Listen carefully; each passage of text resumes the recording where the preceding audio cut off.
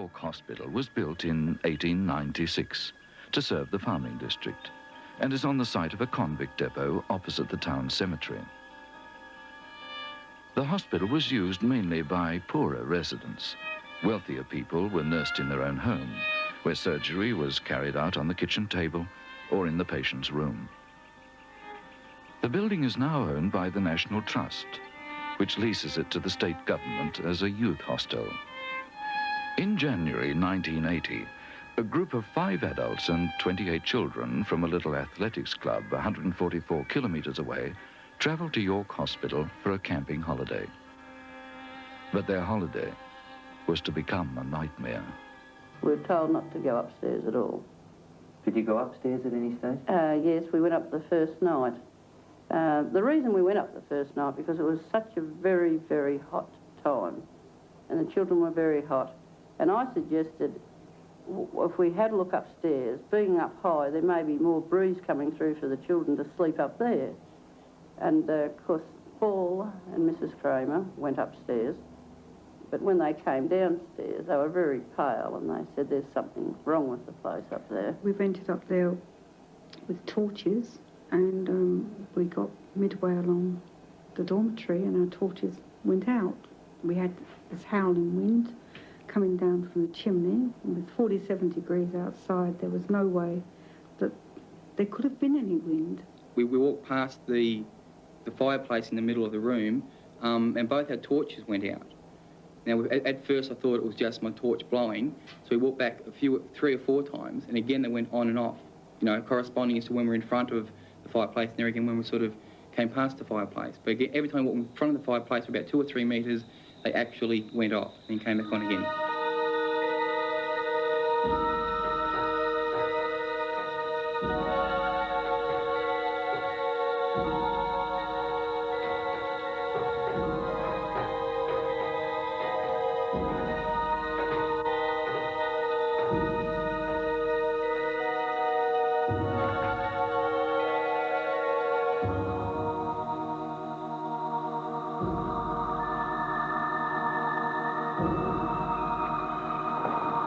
It's very hard to explain. These things happen, you know your torch has gone out, and you know the other person's torch has gone out.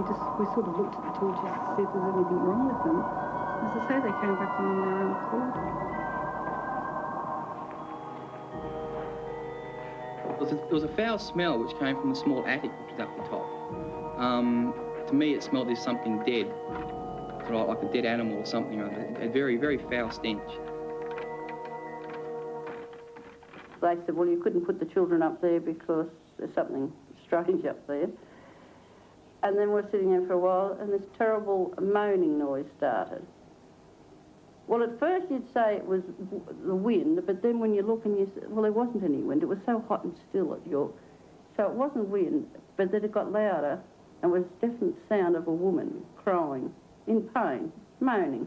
It was a definite noise, which wasn't the rustle of the trees, it wasn't any wind, and the only way you could explain it was as a moaning.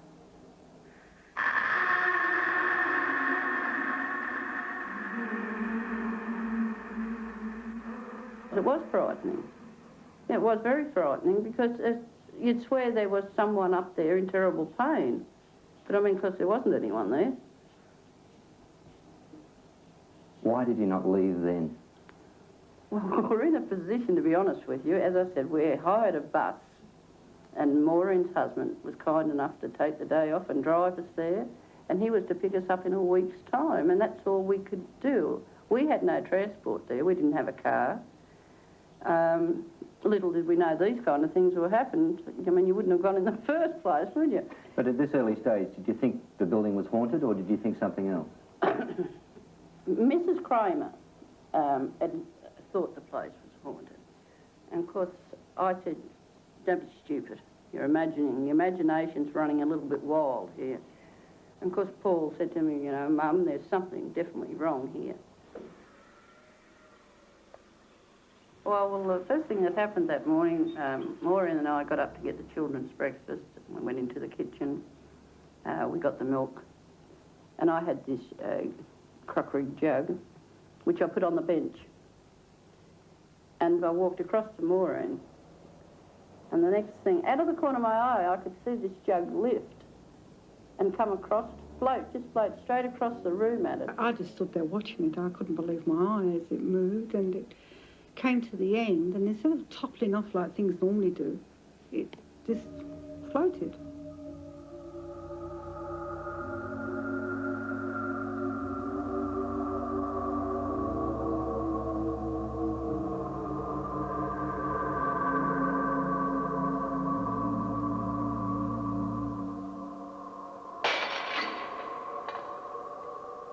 It was very hard to believe.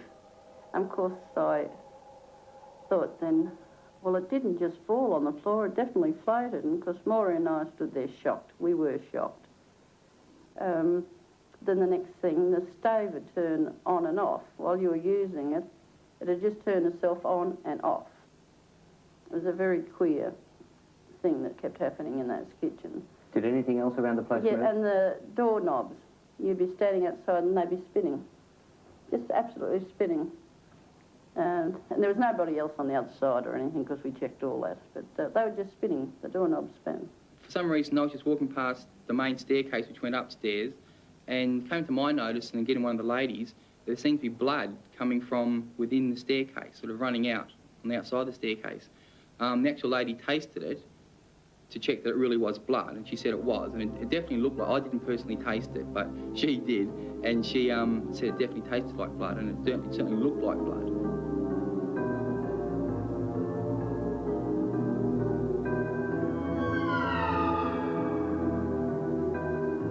It was trickling out at probably a constant rate. It sort of, if I was sort of trying to give you a quantity, it probably would have been, probably, if I mopped it up, I might have probably filled a full face cloth type thing if I mopped it up.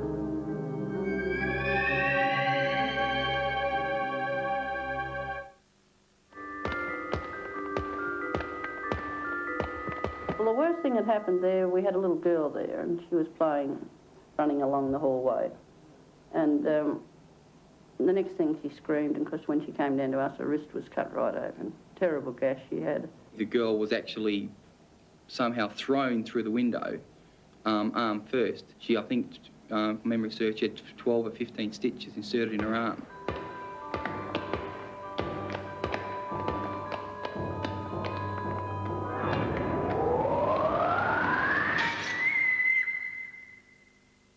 Now this little girl, she's only a little tot, that's all.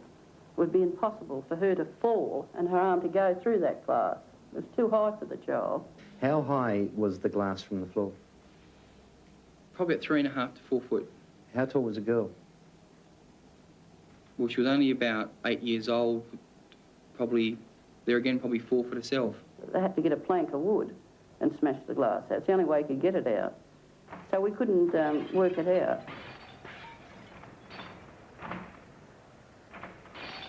Did you only hear the moaning the once? No, the moaning was every night. And it even got to the stage where a couple of afternoons, where I was left with the children by myself, a couple of children, it continued then. But it was every night.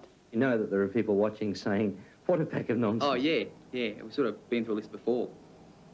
It just, things happen, you sort of tell them as you see them. But this really did happen? Oh, yeah. The 3 witnesses say the frightening phenomena continued at York Hostel for 4 days without anyone seeing a ghost. But they suspected the disturbances were coming from the locked room upstairs, where Paul Harrison and Maureen Kramer first experienced a foul smell and cold wind.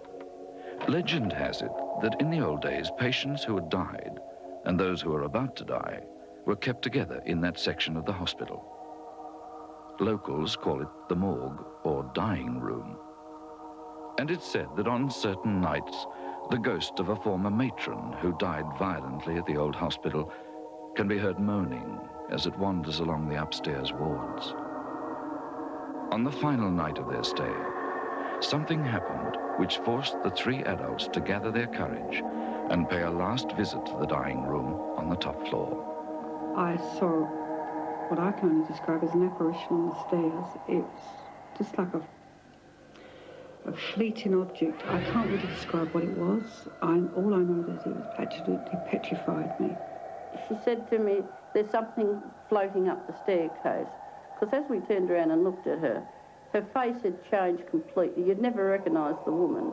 At first I got frightened. I would have said the woman had had a stroke because her face was so twisted you wouldn't have recognised her. Apparently, from what I can gather, I knew nothing else for a few minutes, and then we heard this almighty bang. An extremely loud explosion seemed to come from, well, you know, very close. Originally we thought it was a gas heater or a water heater or something blowing up.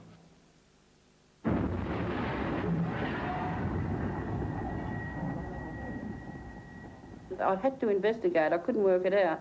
But I only got to the second landing and a terrible feeling came over me, like pins and needles, and I couldn't move. And you felt very, very old, like you'd aged. I felt like I'd aged. But then the pins and needles left me, but I didn't continue. I came back down.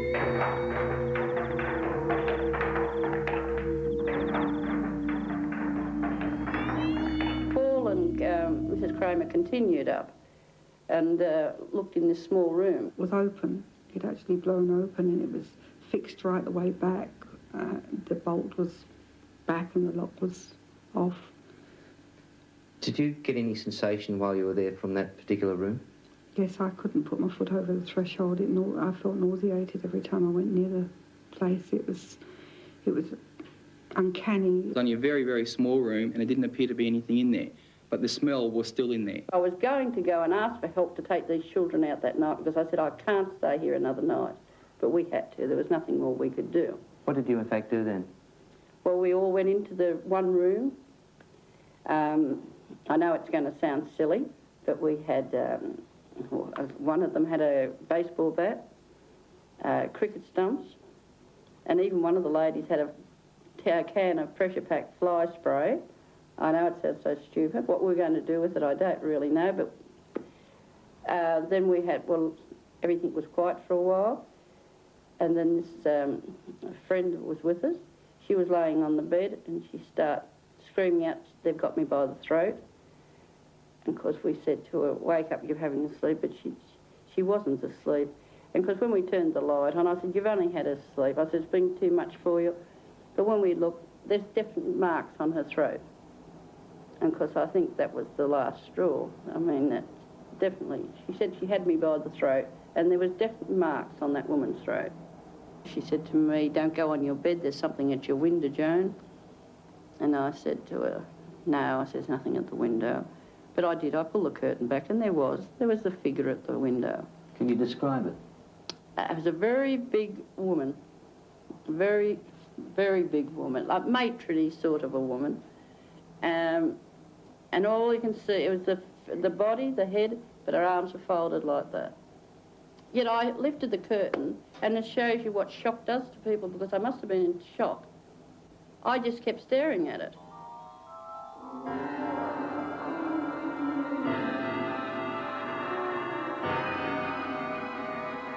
Then I put the curtain back, and I said to him, there's nothing. No, I thought, no, I'm not seeing it.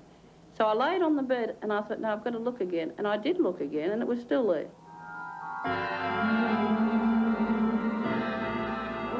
The next morning we were up, out and waiting for that bus. I really can't give an explanation. A lot of things just happened that I've got no explanation whatsoever for. I'm absolutely stumped.